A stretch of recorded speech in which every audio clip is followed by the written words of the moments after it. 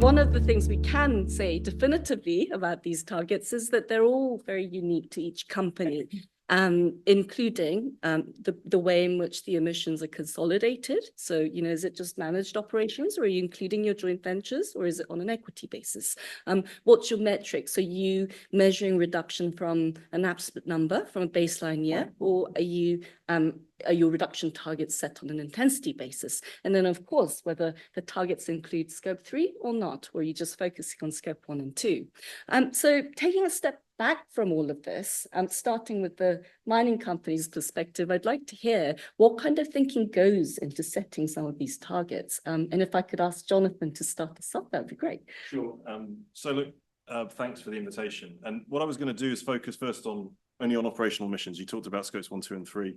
We actually have our expert on scope 3 in the room. So if there's any difficult questions on scope 3, I'll point them to her in due course. But and I wanted to contrast our experience of when we set the targets we've got right now with an experience we're going through at the moment, which some of you will know about the restructuring of our portfolio, which we're going through in the next year or so, and looking at whether the targets that we've got now are applicable to that new portfolio. So if you go back to when we set the initial targets in 2018, there was almost no guidance out there about what a target should be.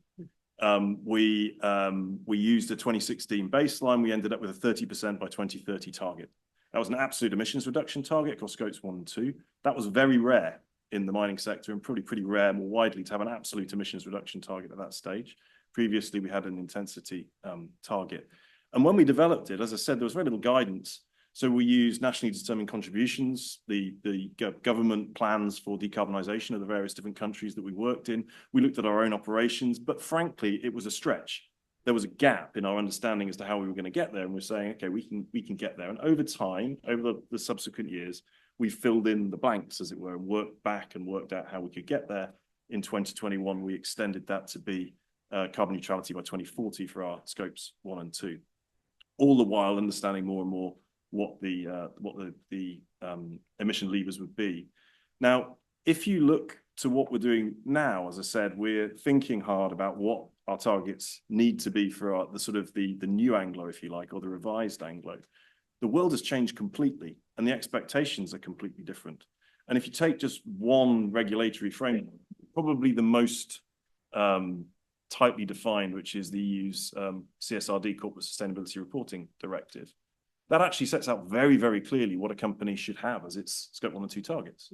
And there's lots of detail, but it's simply put, you need to have a 2030 target. You then need to have targets every 5 years until you get to zero, the net zero, or whatever format. They need to be externally verified, and frankly, you need to be able to demonstrate, if possible, that it's aligned with Paris. Now, that means that the change in emphasis, frankly, of what it was and what it is now, means that if you look through all that period from 2018 to 2024, where the mining companies chose to set their targets, everyone was setting them at different stages. So the guidance was at different levels. So it's not surprising that they're different. I'll just use one example of data. You've picked, I think it's on the next slide, but you talk about the fact that from 2016 to now, our emissions have only gone down 7%, scope 1 and 2. Now, that's true if you pick those two data points. But actually, when we set 2016, we knew our emissions would go up to 2019 as production increased. The reduction from 2019 to 2030 is about 26%. And actually, year on year, 22 to 23 is 6%. So yes, 7% is true from the baseline, but there's a bigger story about decarbonisation that it hides.